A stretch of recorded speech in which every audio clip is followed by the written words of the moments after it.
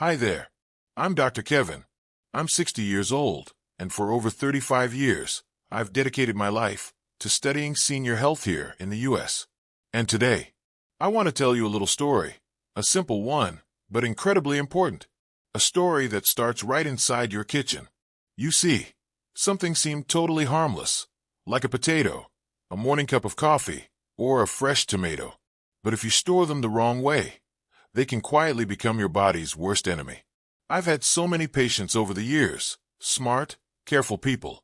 They choose healthy foods, they follow the rules. But what they didn't realize was this. By putting the right food in the wrong place, like the fridge, they accidentally turned superfoods into hidden health hazards. Now, I'm not saying this to scare you. Not at all. I'm telling you because with just one small change, like how you store your onions or your bread, you can protect your body in ways that really matter every single day. So in today's video, I'll walk you through 5 everyday foods that seem totally fine, but can actually be quite dangerous when kept in the refrigerator.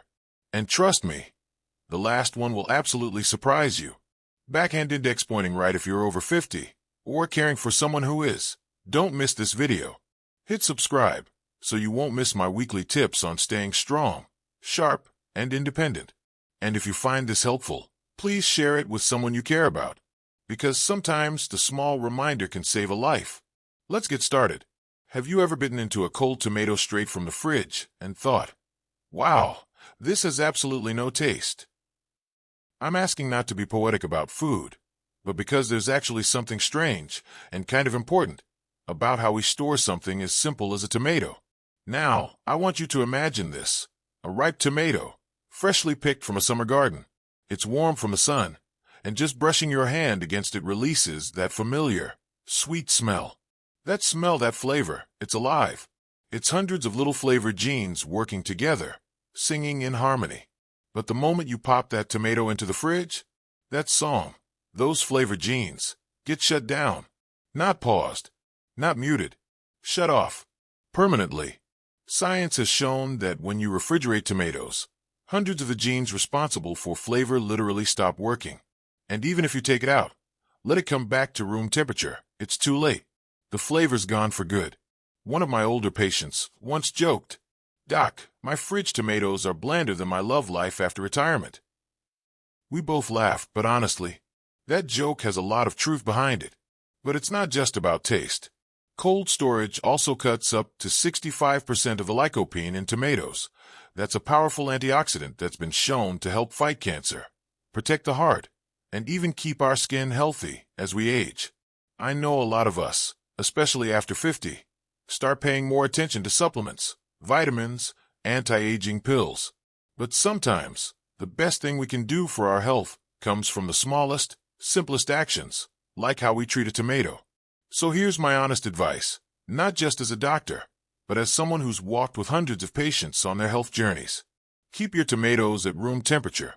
Keep them out of direct sunlight. And this one's key, store them stem side down.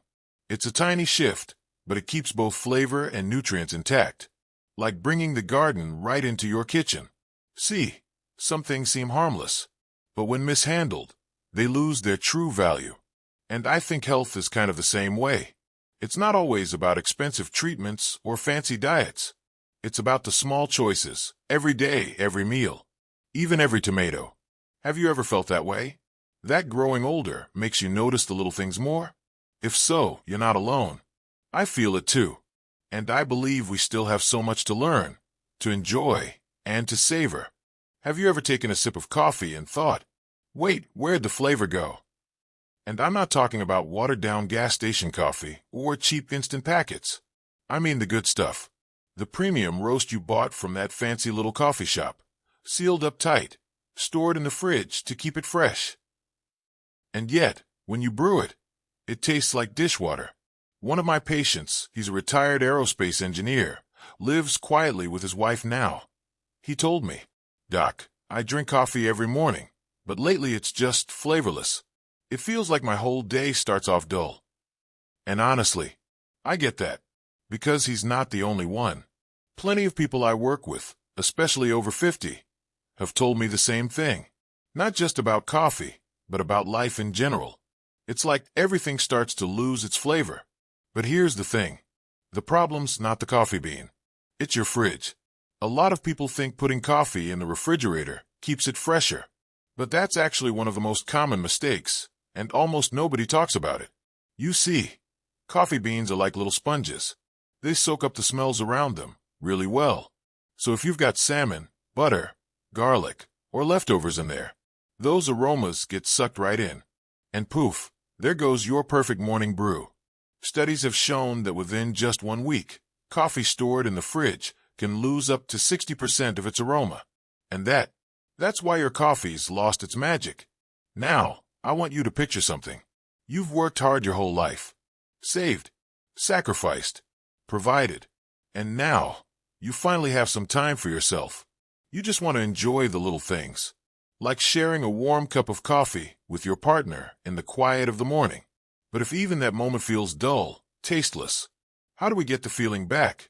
Most people don't realize that cold temperatures freeze the natural oils in coffee beans. And those oils, that's where the real flavor and aroma live. That's what wakes you up, not just physically, but emotionally. As a doctor, I don't just care about blood pressure or blood sugar. I care about how we feel. I care about those little, honest moments that make life feel real. And I've learned something important over the years. Good health isn't just about your heartbeat. It's about how your life feels, day by day, moment by moment. And sometimes, a single good cup of coffee, that's medicine for the soul. So here's my heartfelt advice, from one human to another. Don't keep your coffee in the fridge. Store it somewhere dry, cool, and out of direct sunlight, preferably in an airtight container. And once you open the bag, try to finish it within 2 weeks. Because fragrance, just like memories, fades if we don't handle it with care. You know, life's a lot like a coffee bean. If we don't protect what's precious, if we let the noise and chaos of everything around us seep in, we risk losing the very essence of who we are. And one day, you'll sit down, cup in hand, and ask yourself, why does everything feel so bland now? Don't let it get to that point. Start small. Start simple. Start with your coffee, and choose to keep the flavor in your cup and in your life. Have you ever put potatoes in the fridge, only to take them out a few weeks later and notice something strange? They taste oddly sweet, a little tough, not quite right.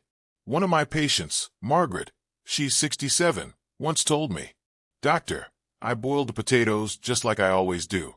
But that day, something was off. They tasted oddly sweet, uneven in texture, and had a bitter aftertaste. I just knew something wasn't right." So I sat down with her. We shared a cup of tea, and I said gently, "You know, Margaret, sometimes the very thing we trust to keep our food safe, the refrigerator, can quietly change our food in ways we don't expect. That potato, it's not quite a potato anymore." Biologically, potatoes are still living after harvest. They continue to breathe, to respond to their surroundings. And when you put them into a cold environment like the fridge, something interesting starts to happen. The starch in the potato begins turning into sugar. Now, that might not sound like a big deal. But here's the thing. When you cook that potato, fry it, bake it, even boil it, the excess sugar reacts with natural amino acids in the potato. That reaction creates something called acrylamide. And according to the World Health Organization, acrylamide is a substance that may increase the risk of cancer over time when consumed in large amounts.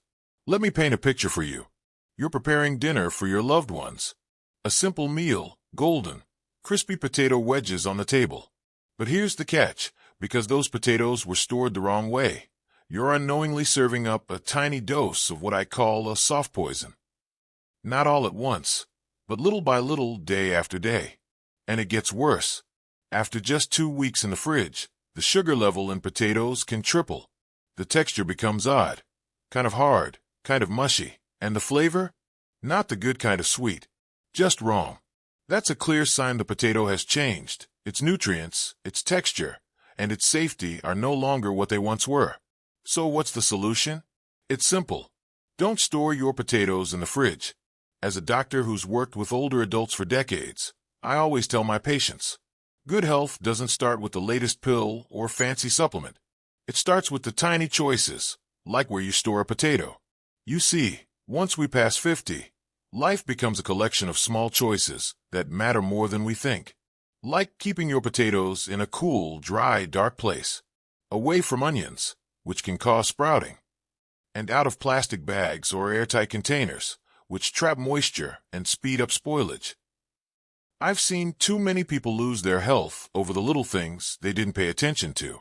But I believe, if you're watching this video, you're someone who cares, not just about yourself, but about the people you love. You've probably heard this before. Avocados are a superfood. And that's true.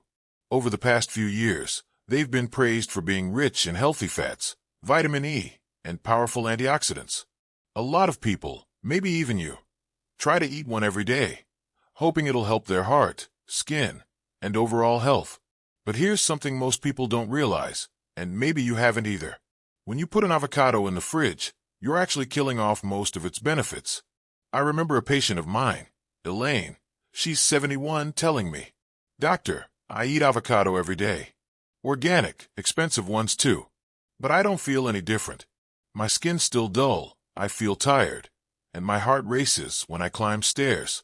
Am I doing something wrong?" I asked her, "How do you store your avocados?" She smiled. "Oh, I always keep them in the fridge, so they stay fresh." And there it was, the problem. I want you to picture this. You buy a beautiful, ripe avocado. Soft to the touch, that nice earthy smell. You're not ready to eat it yet, so you pop it in the fridge. A few days later, you cut it open, and it's kind of stringy, has a bitter taste, maybe even turned a little brown. Sound familiar? That's not bad luck, it's just bad storage. Here's what science tells us. When avocados are kept cold, they lose up to 90% of their antioxidant power in just 4 days. That's from a study done at Stanford. And that's a big deal, especially if you're eating avocado to support your heart, fight inflammation, or keep your skin healthy. On top of that, the cold messes with the enzymes inside the avocado. It breaks down the soft texture, creating that weird fibrous, stringy feel. The flavor gets off. It becomes harder to digest. Another patient of mine, Harold, 68 years old, once told me, "Doc, I don't know why, but my avocados don't taste the same anymore." And I asked, "Do you store them in the fridge?" He nodded, "Of course. I thought I was just getting old and picky." "No, Harold, it's the fridge, not you. So what's the right way? Simple. Let your avocados ripen at room temperature. Leave them on the counter, away from sunlight, and wait till they soften. That's when they're at their nutritional peak. Now, if you have to store them in the fridge, like, if they're already ripe but you can't eat them yet, don't leave them in there for more than 2 or 3 days. And here's a neat trick. Place a lemon slice or a chunk of onion in the same container. That helps slow down the oxidation and keeps the avocado fresh a little longer. I get it. These small details are easy to overlook. We're busy. We think, as long as I'm eating avocado, I'm doing the right thing. But when you're over 50, 60, good health isn't just about what you eat. It's also about how you treat the food you eat. A perfectly stored avocado can be a heart helper, a wrinkle fighter, a little green miracle. But a mistreated one? It's just mushy fruit with lost potential. So if you're watching this, I know you care.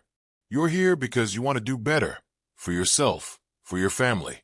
And remember this, great health doesn't start with a pill or a hospital visit. It starts right in your kitchen, with tiny decisions, like where you put your avocado.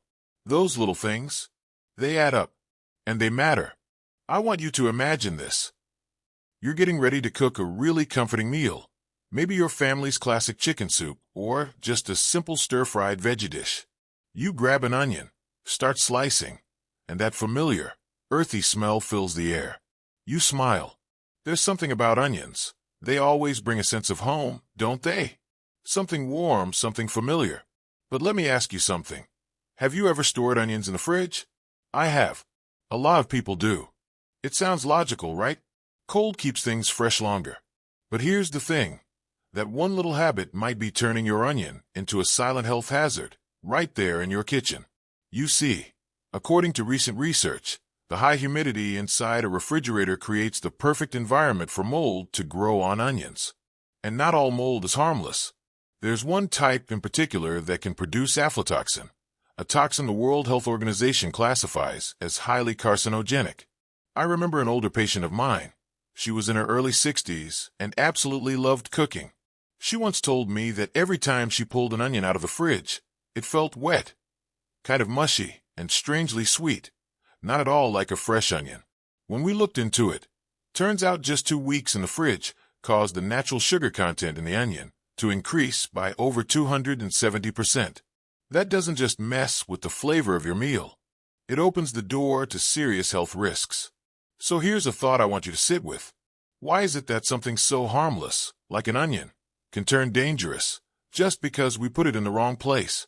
My advice, and what many nutrition experts also recommend, is simple. Don't put whole onions in the fridge. Keep them in a dry, well-ventilated spot. Something as easy as a small bamboo basket in the corner of your kitchen, away from sunlight and moisture, is enough. And if you've already cut one and have some left over, no worries. Just store it in an airtight container in the fridge and try to use it up as soon as possible. I'm not sharing this to make you paranoid every time you open your fridge. I'm sharing it because sometimes the smallest habits can have the biggest consequences. And when we know better, we can do better, eat better, live healthier, one meal at a time. Have you ever felt that way? Like the little things end up meaning so much more when we look back. Thanks for listening. And if this story made you stop and think, share it with someone you care about, your parents, your spouse, a friend. Because in the end, health is the most precious thing we have, and also the easiest to forget in the rush of everyday life. So there you have it. Just a few small changes, like keeping your tomatoes out of the fridge or storing potatoes the right way, can make a big difference in how your body feels and functions, especially after 50. Here's the truth. Your body doesn't need anything fancy. It just needs you to take care of it the right way, every single day. Now I know what I shared today isn't dramatic or sensational, but it's real, and it matters, because sometimes it's the simple things, the things we overlook, that end up protecting us the most. Backhand index pointing right if you found this video helpful. Hit that like button and share it with someone you care about. Maybe a parent, a friend, or anyone trying to stay healthy after 50.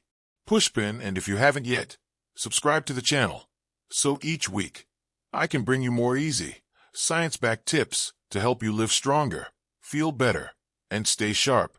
I'm Dr. Kevin. Thanks for spending your time with me today. Stay well, take care of yourself, and I'll see you in the next video.